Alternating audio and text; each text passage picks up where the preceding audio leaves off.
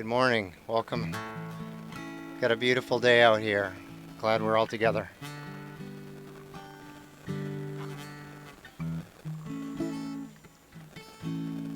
Silence. Silence. Leaves rubbing down to touch the ground. Branches naked now. Silence. Silence. Wing beats of chickadee floating through the trees. I forgot again that this'll change. A moment now is gone.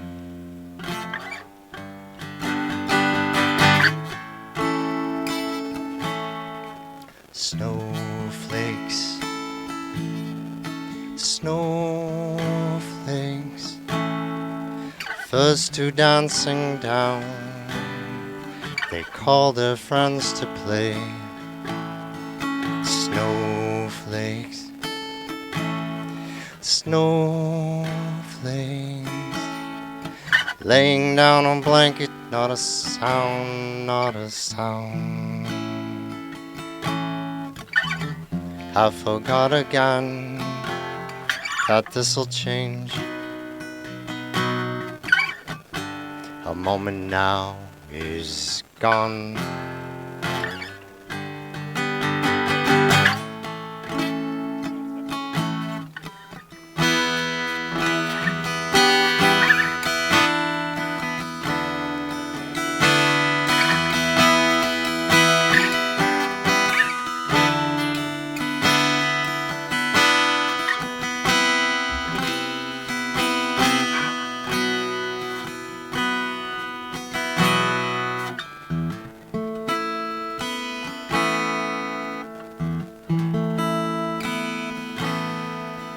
Flowers, flowers,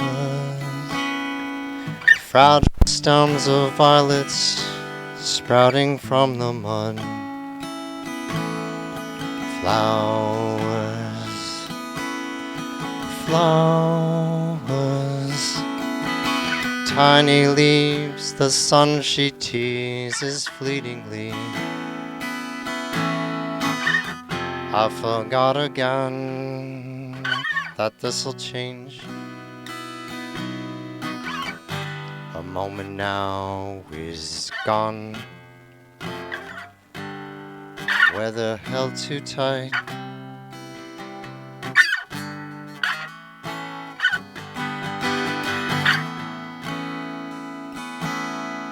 Singing, singing, one lone bird, a morning song to greet the sun. Singing,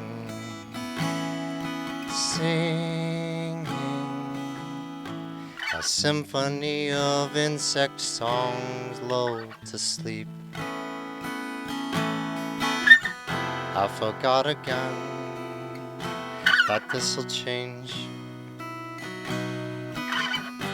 A moment now is gone. Weather held too tight or too much to bear. A moment now is gone.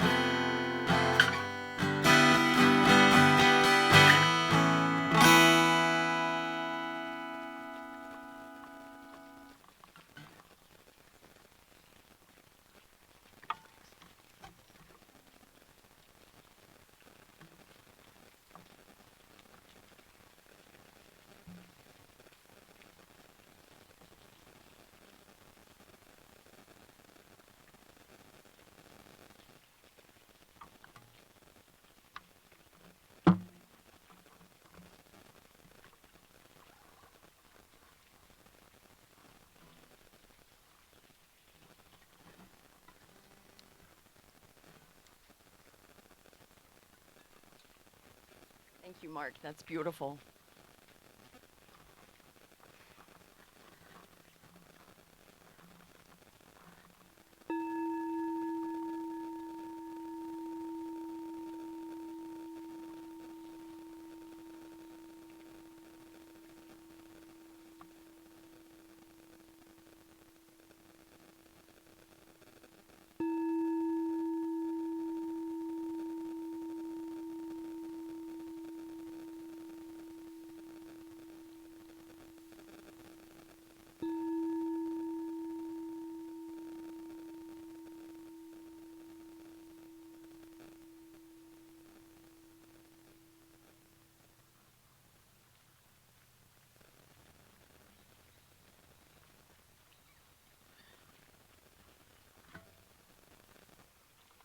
Good morning, one and all.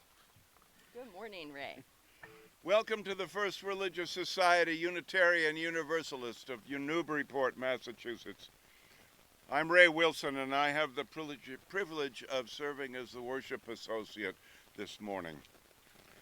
FRS comes together as a church community, online and in person, committed to love, peace, and justice. Our core values are authentic connection, courageous action, love, spirituality, and wonder. Our mission and our invitation to all of you is to come as you are, journey together in love, act with courage, transform our world.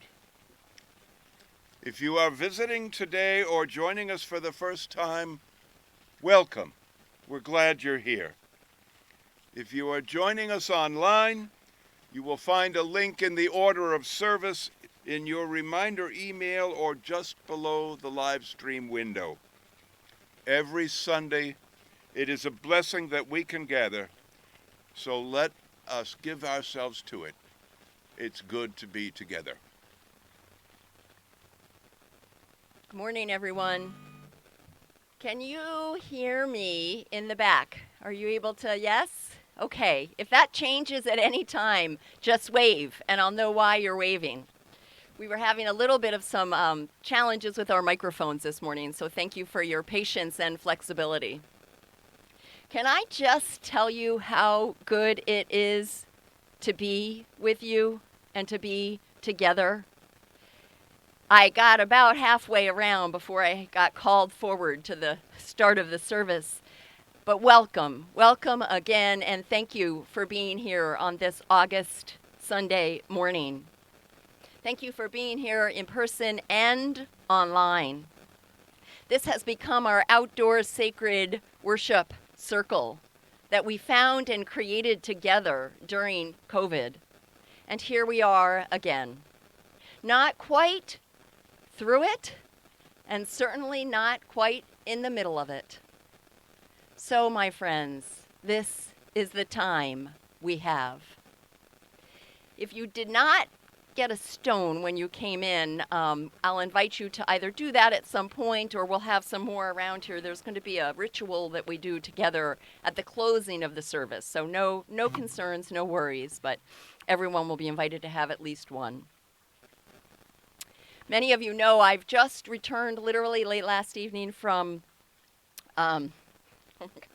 Chautauqua Institute, where my husband and I were honored to spend a week. I had been invited to serve as a Unitarian Universalist minister there for the week pre-COVID. Thank you, Nancy Peace, if you're online.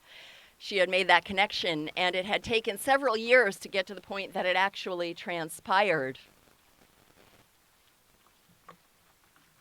And on Friday, a week ago yesterday, as I was preparing the final things on this service so that I would be ready when we returned, I was working at our desk downstairs, and my husband Bart was working upstairs, and he texted me and he said, "Have you seen the news about Chautauqua?" And I said, "What are you no, I'm working. What are you talking about?" Many of you probably know that Salman Rushdie was literally stabbed when he was preparing to speak on the stage there that day. What a week it was to be there with people that were adjusting to yet another new normal.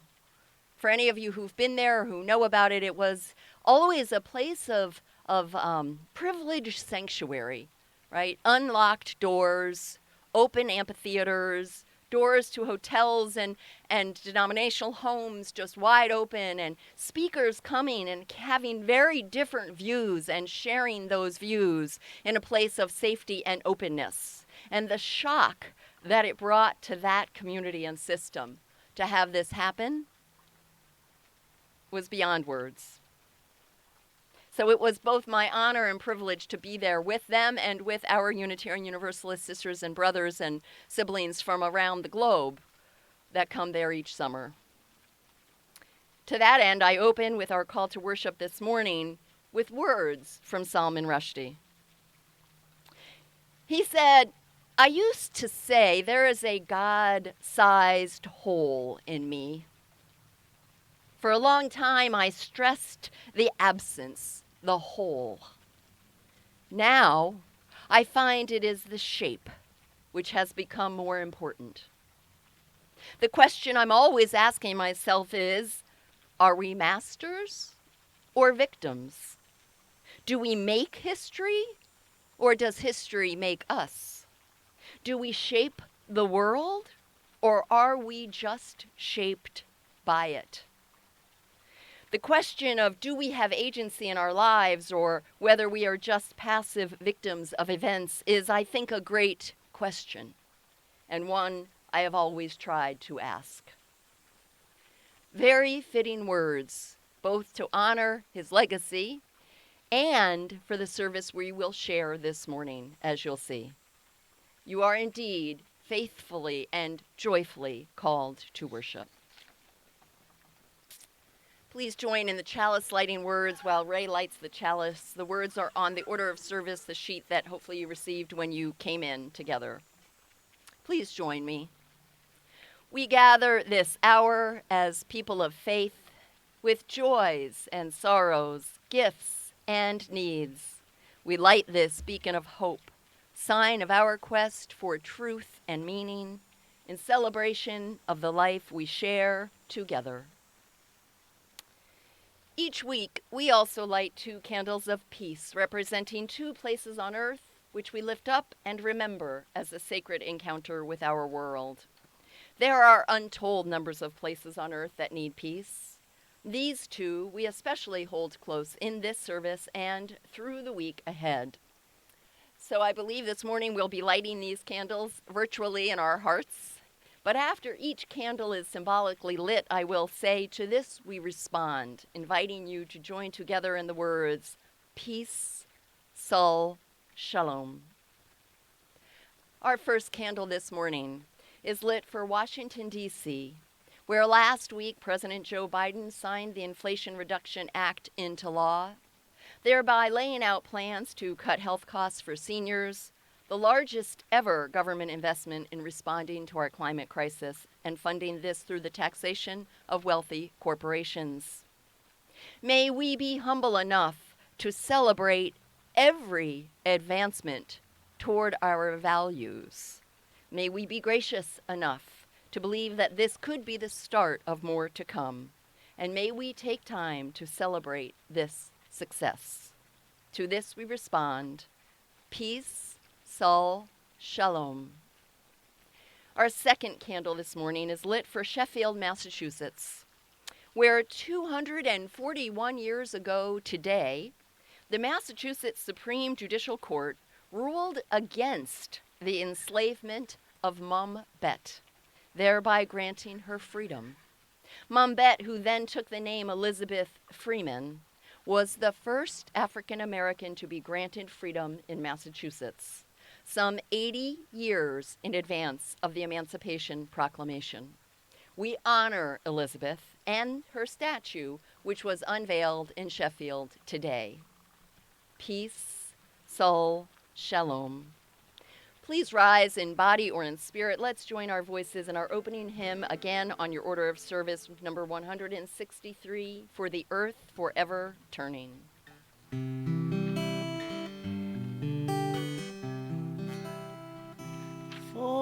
the earth forever turning, for the skies for every sea, for our lives, for all we cherish, sing we our joyful song of peace. For the mountains, hills, and pastures, in their silent majesty, for these stars, for all the heavens, sing we our joyful song of peace.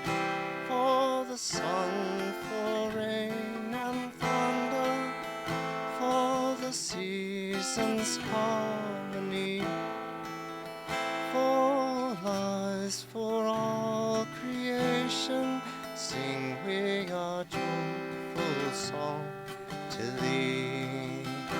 For the world we raise our voices, for the home that gives us birth. In our joy we sing, returning home to our blue green hills of earth.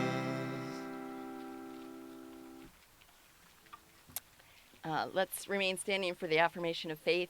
The words are in your order of service, which I recognize those words were not, and I apologize for that. Love is the doctrine of this church. The quest of truth is its sacrament, and service is its prayer. To dwell together in peace, to seek knowledge in freedom, to serve humankind in fellowship, to the end that all souls shall grow into harmony with the divine. Thus do we covenant with each other and with God. And we can do the doxology together. We'll start here. From all that dwell below the skies, let faith and hope with love arise. Let beauty, truth, and good be sung from every land by every tongue. Please be seated. And I would invite those of you, when we get to it, who have a phone, you may want to go to, if you get our email reminder for the service this morning, there should be a link to the hymns so that when we sing Blue Boat Home at the end, you can have those words. You can also find them online, if you'd like. Our first reading this morning is by Wendell Berry, entitled, There Is No Going Back. Our ministry theme this month is time. And it seemed to me, perhaps it's where I am in my own life, perhaps it's where I am in my own aging, perhaps it's where we are at this time in our world, but it seemed to me important to take time to think about our relationship with our dreams. For there are many, many dreams, certainly in our country, that we are watching potentially die, if not go through a metamorphosis, we hope. So the reflections this morning, the poems we're sharing and my thoughts and reflections and our ritual is all in response to this question of dreams, our dreams, and time. So I offer that for your hearts as we begin. There is no going back. No, no. There is no going back. Less and less, you are that possibility you were. More and more, you have become those lives and deaths that have belonged to you. You have become a sort of grave containing much more that was and is no more in time. Beloved then, now, and always. And so you have become a sort of tree standing over a grave. Now more than ever, you can be generous toward each day that comes. Young, to disappear forever, and yet remain unaging in the mind. Every day, you have less reason not to give yourself away.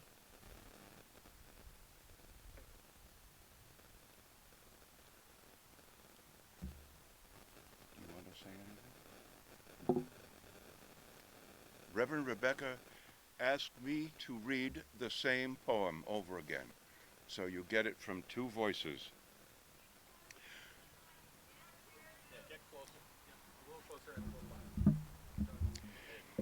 There is no going back. No, there is no going back. Less and less you are that possibility you were, more and more you have become those lives and deaths that have belonged to you. You have become a sort of grave containing much that was and is no more in time, beloved then, now, and always. And so you have become a sort of tree standing over a grave.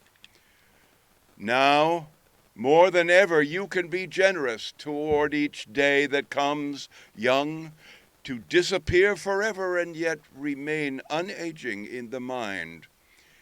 Every day, you have less reason not to give yourself away.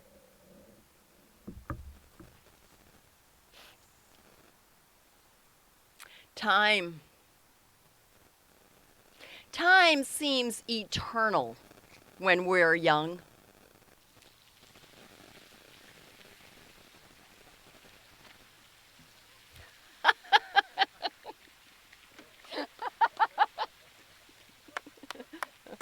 There's no one in the park department to call, so I did not plan that. Time seems eternal when we're young, doesn't it? Think back even to summer, your summer days as a child, perhaps, wherever they were spent. Regardless of your age, do you remember the days when you were in grade school, high school, perhaps college, or maybe when you were a young parent? Do you remember when dreams were all you knew to think about? Can you bring yourself back to that place? Dreams were all you knew to think about, and nothing seemed impossible. Or perhaps, sadly, as many people were, you were told not to dream too big. Certainly don't be unrealistic. And perhaps you buried what your heart called you to do in this world. Or at least you tried to bury it. Even more sadly, perhaps you had to bury who you are. How do we befriend what life has brought us? How do we make peace with the decisions that were made for us and those we made for ourselves? I'm going to take you back in time some 30 years. I was the ripe old age of 24 and working at a youth service bureau in Waterbury, Connecticut, in Waterbury, Connecticut. And I remember a nun telling me, we were on the stairs of this old, quite beautiful building, but fairly run down at the same time. And she said to me, Becky, that's what I was called at that time, you are so naive. I was quite taken aback and offended. She told me almost with a pat on my head that I would realize someday what was possible and what was fanciful. As I said, I was working in a youth service bureau with parents, most of them involved with the state for conditions of abuse and neglect. I wanted to save the world, especially abused children. I wanted to ensure that these children and the world understood what was happening to them. And I wanted the children to know they were seen. I'm sure my work did matter and helped some families I will never know. There are certainly children that live on in my heart to this very day. And I pray that they're okay. And child abuse continues. I did not save the world. It was not for nothing, however, that I gave all I had to that work. It means something to care. It means something to care. And outcomes are not the only measure of success. Our dreams matter, whether they are realized exactly as we imagined that they might be or not. Our dreams tell us so much about who we are and what is important to us. What if we could be in relationship to our dreams that way? What if we could be in relationship to our dreams as indicators, as clues, as barometers telling us, this is who you are, this is what matters to you, as opposed to whether or not we succeed. And who knows what that really means anyway. Naivety can be a beautiful thing. And I believe it is necessary for hope to live on in this world. Someone has to pick up the plowshare and believe this time it can be different. I've learned and am learning not to regret any of my dreams, but to honor and learn from them all, including those that went awry, those that happened differently than I had hoped, and those, and there are many, that never materialized at all and will not. So what does it take to realize such a relationship with our dreams? For me, first and foremost, it takes self-compassion. I ask you, do you believe that you have done the best you could do in this lifetime? Do you recognize that everyone makes mistakes? And most of us, make big mistakes.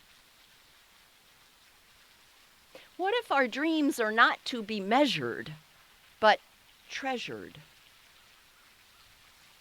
What if they're a map of our soul? Time is not eternal, my friends. Well, time may be, but our time on earth is not. We will all come to the end of our days, hopefully, with the combinations of dreams realized and dreams still to be realized. I invite all of us to befriend our dreams, to ask ourselves what our dreams were and are telling us about who we are, about what matters the most to us. And then ask ourselves, perhaps it didn't happen in this way. Are there other ways to manifest what these dreams are telling us? I invite all of us to join with our dreams, to befriend them, and recognize that they are some of the most important companions we have.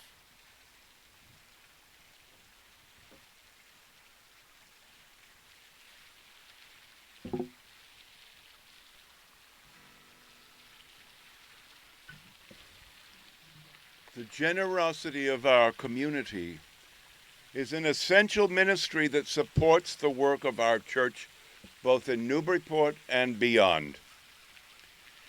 If you wish to give online, please use the link in your order of service or in the video description.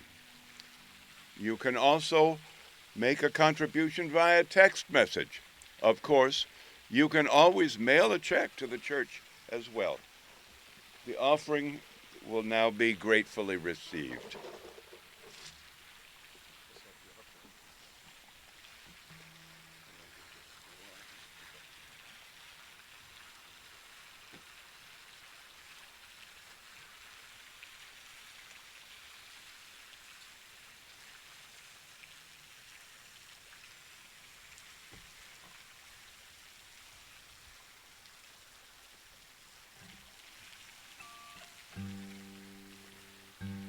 So this song is Both Sides Now by Joni Mitchell. It's a song that belongs to everybody.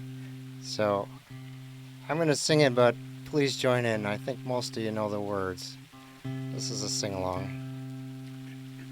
Just give me a minute because the son really likes to down-tune the guitar.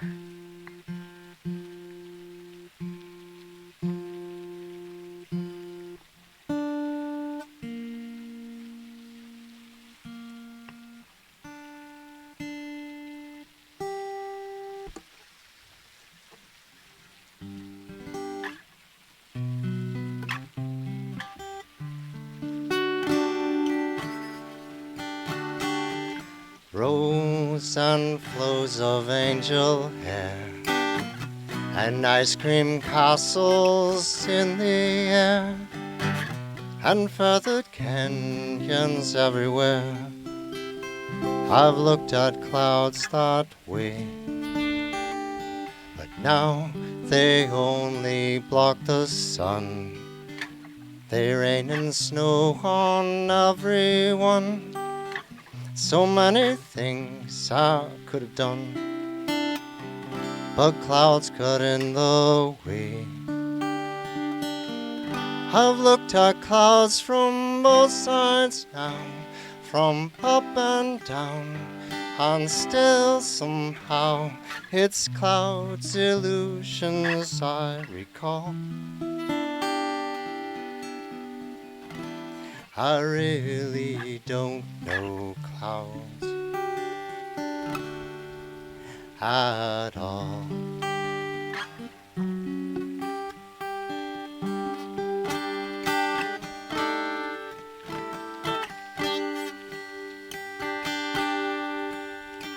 Moons and Junes and Ferris wheels, the dizzy dancing way you feel, as every fairy tale comes real. I've looked at life, love that way, but now it's just another show. You leave 'em laughing when you go, and if you care, don't let 'em know. Don't give yourself away. I've looked at love from both sides now, from give and take, and still somehow it's life's illusions I recall. I really don't know love at all.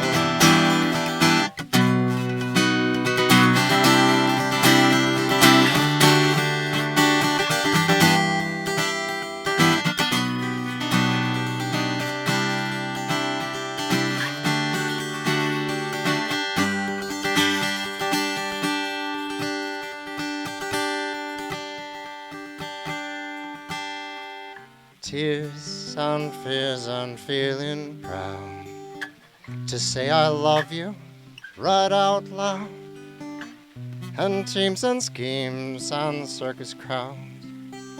I've looked at life that way, but now old friends are acting strange. They shake their heads, they say I've changed, but something's lost and something's gained in living life each day. I've looked at life from both sides now, from win and lose, and still somehow it's life's illusions I recall. I really don't know life. I really don't know life at all.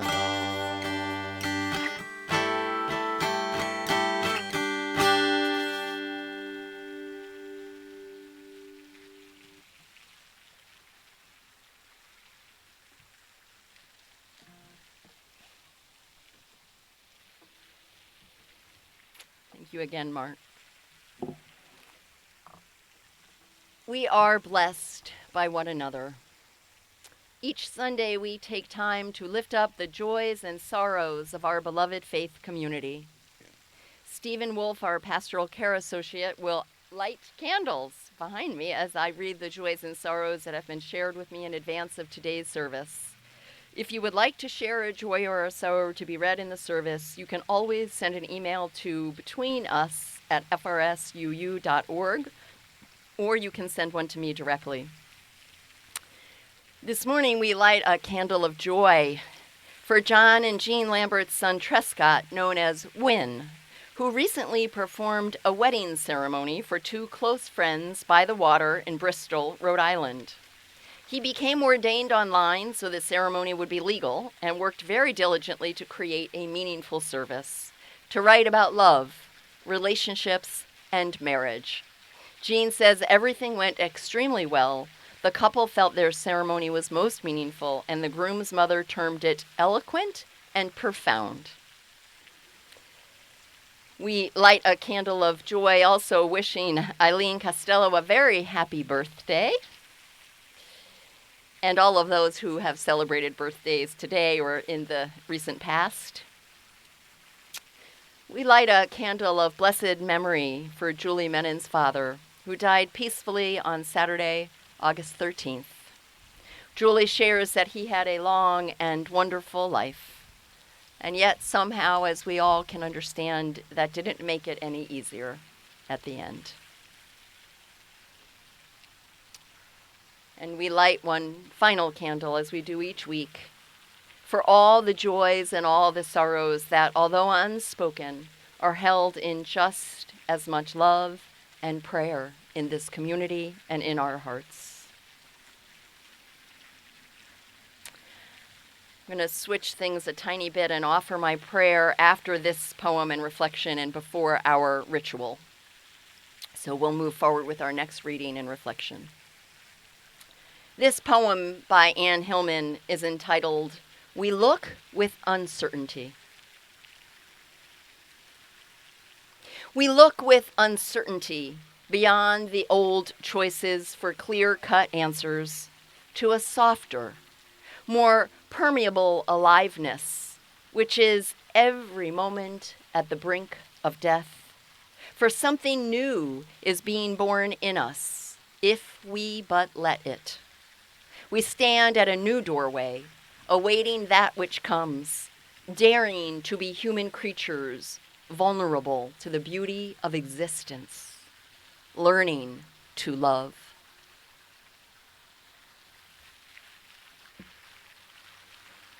The same poem.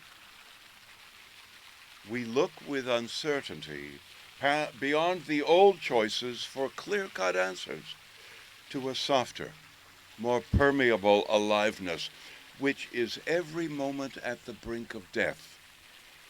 For something new is being born in us if we but let it. We stand at a new doorway, awaiting that which comes, daring to be human creatures vulnerable to the beauty of existence, learning to love.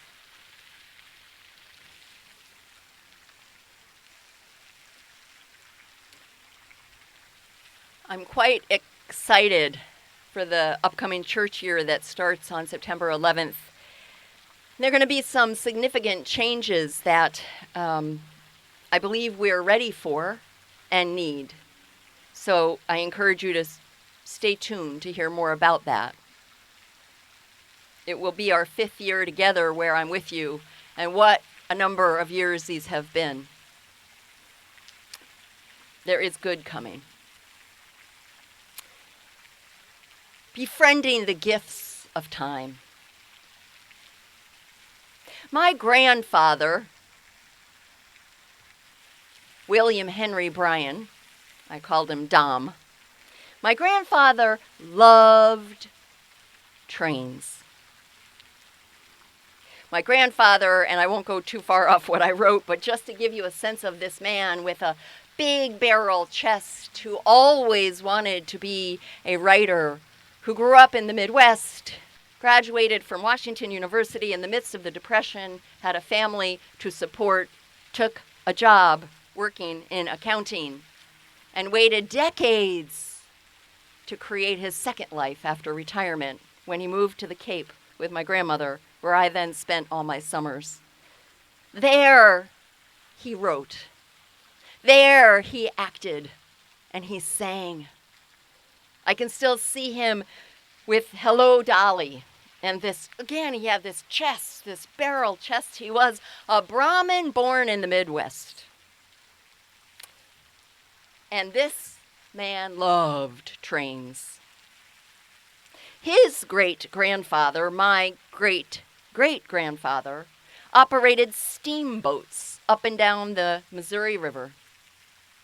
My grandfather's father, my great-grandfather, worked as a superintendent for the St. Louis Public Service Company's streetcars until the streetcars were replaced by buses in the 1800s. My great-grandparents had a trolley permanently installed in their backyard, and my grandfather grew up playing on it. It likely explains both his fascination with trains and my love of the boxcar books as a child that actually began being published in 1924 and are still being published today. My grandfather, Bill Bryan, spent his life loving trains. He had a dream of taking a train around the United States, and he finally, in his retirement years, had purchased a USA Rail Pass from Amtrak. He never had the opportunity to use that pass, as his health failed quickly. And it is buried with his ashes on the property that he and my grandmother owned on Cape Cod, along with a necklace that my then 2-year-old daughter had strung for him on twine. We all knew there was little more he needed to be at peace. His dream of taking a train around our country gave him such pleasure for nearly, probably at least 75 years, even as he never got to actually do it. Now, you can view that as sad or hopeful. He died with dreams, and he was a happy man. Befriend our dreams, I say. Allow them to show us who we are, including what we struggle with and what we're trying to resolve in this lifetime. I didn't take on my grandfather's love of trains. I did, however, take on his love of writing. Like him, I struggled for years with the desire to write a book and the inhibitions from doing so. And only about 3 or 4 years ago, when I was back where my roots are in the Midwest, visiting in St. Louis, and I talked to family members and read another biography of another relative of mine, did I realize this struggle with writing is generational and throughout the Bryan family. And I'm still in the midst of the struggle.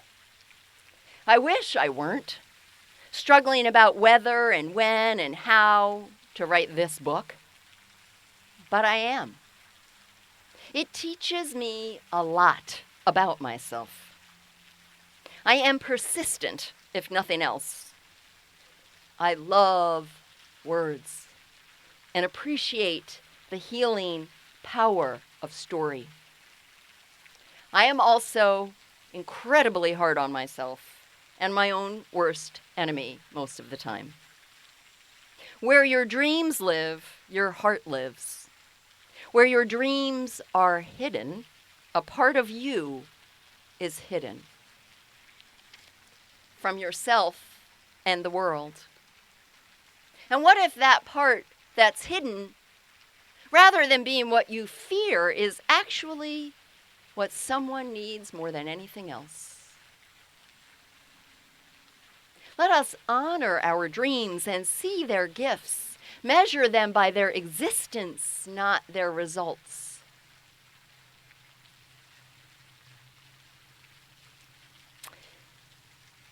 In a moment, I'm going to explain the ritual we're going to do, and before that, I'm going to offer a prayer.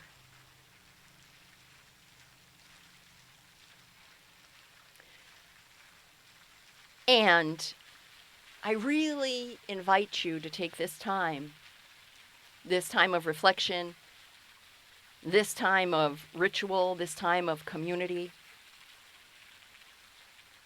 on a summer day, to be honest with yourself.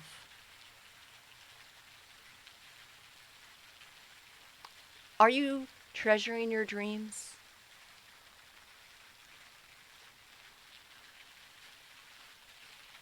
Are you allowing them to be friends, to teach you who you are? What if someone said to you, this is what the world needs?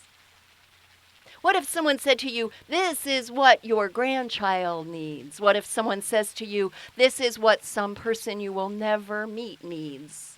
What if someone said to you, this is what will allow you to die at peace?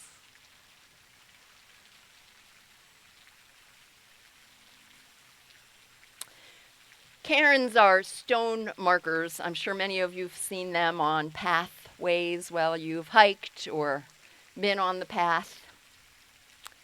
They've been made for many thousands of years to be used in numbers of ways.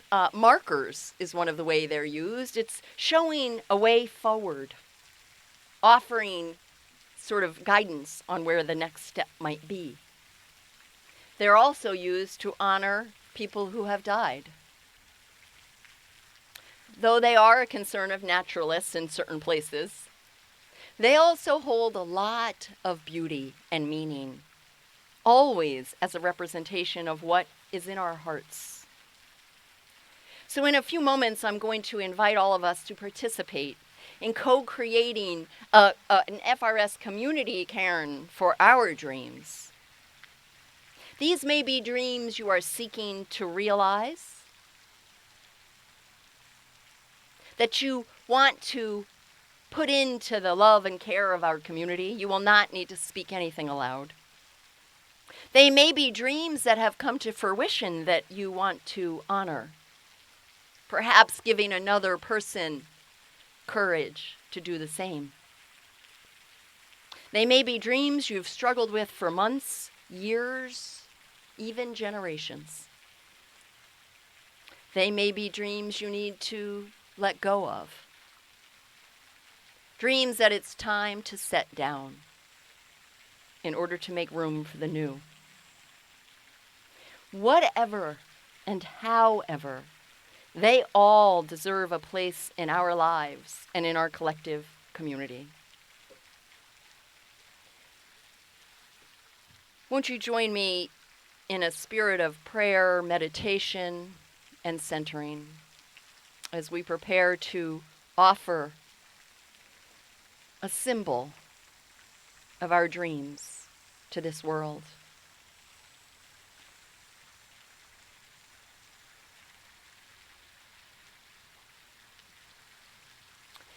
My friends, we have all come here today seeking something.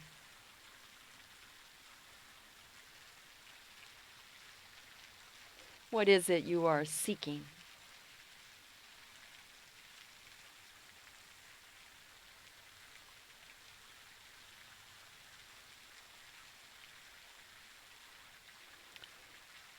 We all have many dreams within us, some that have never been expressed, some that we have wrestled with throughout our lives,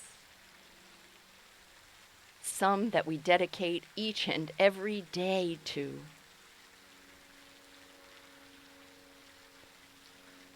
I'm going to take us through a series of reflections and invite you to open your mind and your heart to what may come forth for you. Imagine yourself, if you will, as a younger version of yourself, perhaps even a very young child.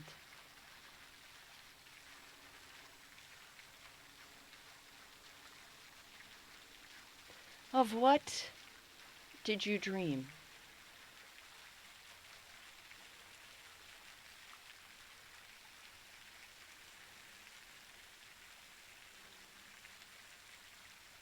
Who did you imagine you could be?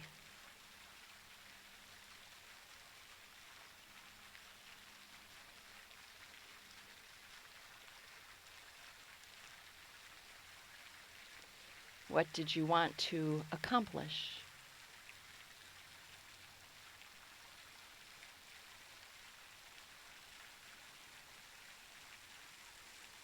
As you see yourself there, you realize that there are a whole lot of other people around you called your family. Your family by birth, your family by choice, by adoption.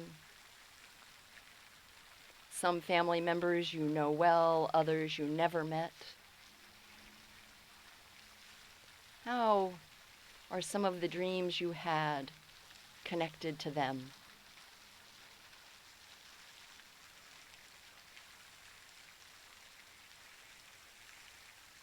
Are any of these dreams actually not yours, but really theirs?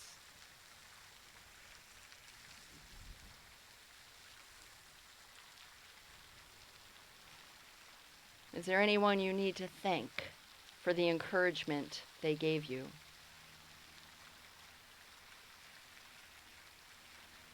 Or forgive for the discouragement that they offered?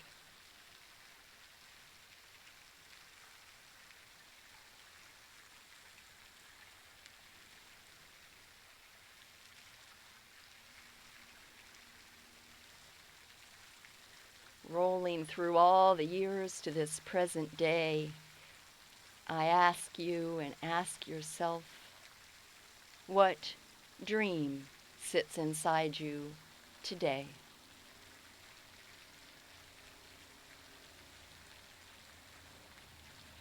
What dream needs to be forgiven, forgotten, allowed to transform or metamorphosize into a different expression?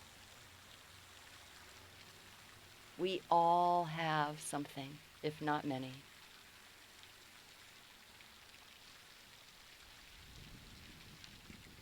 Can you let it be a time to forgive yourself?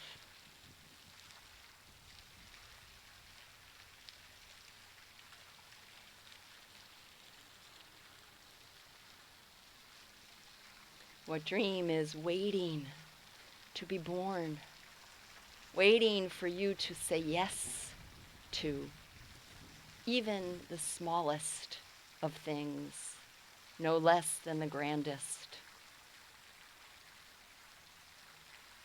What dream is asking you to listen to me?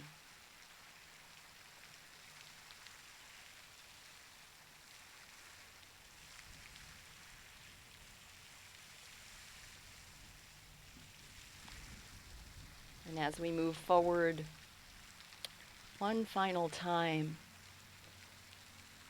imagine and realize that you are at the point of passing over. You are at the point of death. You are at the point that we all will have, some sooner than others.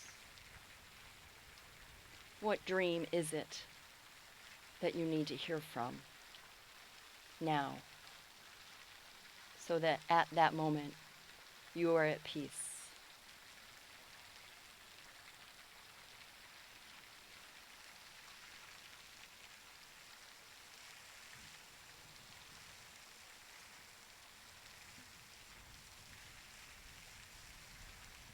Our dreams can be treasured companions, offering us signs and symbols of who we are and what matters the most, not to be measured, but treasured.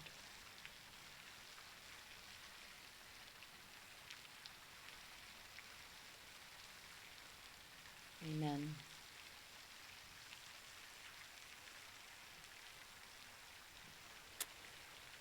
So I would invite those of us who are here in person to come forward with a stone you may have brought or gotten when you entered, and there are also some here, and place it or them on the stone that started this cairn. And again, it's only for you to know what it represents and what it is, but place it there to be held in the love and support of this community. And if you are online, I would invite you to participate in your mind and heart, and maybe even create one yourself later today. Place your stone to let a dream go, to thank a dream for coming, to represent your commitment to bringing a dream into fruition. May we celebrate and treasure our dreams for all they are and all of what they offer us.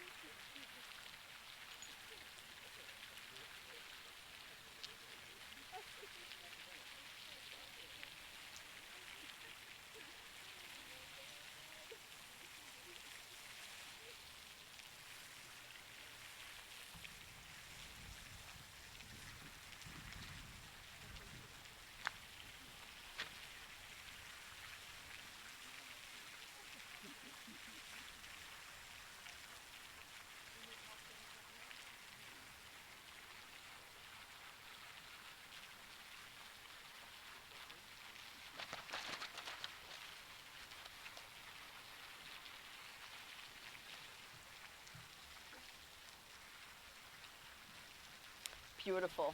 I would encourage everyone to come up at the end and take a look.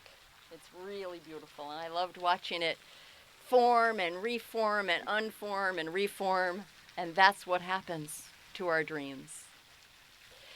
So I invite you to rise in body or in spirit. We're going to be singing Blue Boat Home. As I said, I apologize. It's not on the order of service. You can find it on the email or even online, the lyrics for it, or just hum along. But let's join our voices in one of our favorites, Blue Boat Home.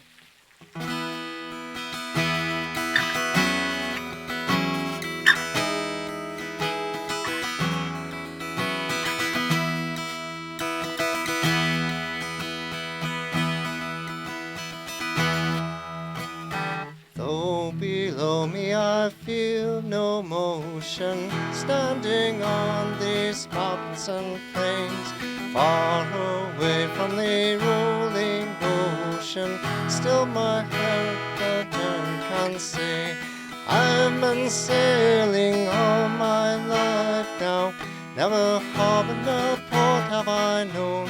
The wide universe is the ocean I travel, and the earth is my blue boat home. Sun my sail and moon my rudder, as I ply the starry sea, leaning over the edge in wonder, casting questions into the deep. Drifting here with my ship's companions, all we kindred pilgrim soul, making our way to the light of the heavens in our beautiful blue boat home.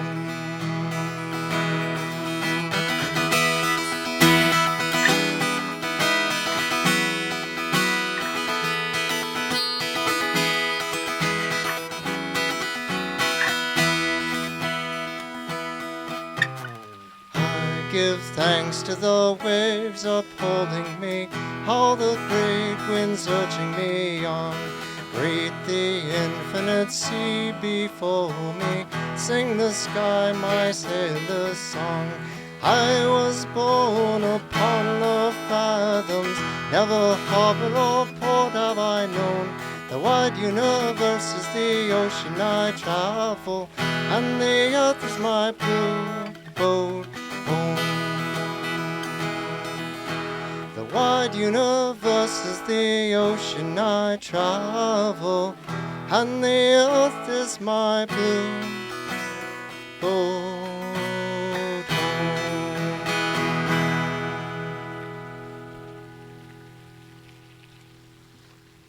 Please join in our unison benediction as Ray extinguishes the chalice. May the love which overcomes all differences, which heals all wounds, which puts to flight all fears, which reconciles all who are separated, be in us and among us now and always. My friends, as we go from this place, may we go better for having been together, for remembering our dreams, for being open to finding ways to honor them, those who have come and gone, those who have found expression, those who are waiting to be known and welcomed. May we befriend not only the dreams of our hearts, but the dreams of each other's hearts. May we be the people that says to one another, I see your dream. I want to treasure this with you as I know you, as I walk with you in this journey we share together. Go in peace, my friends, and return again in great joy. Amen and blessed be.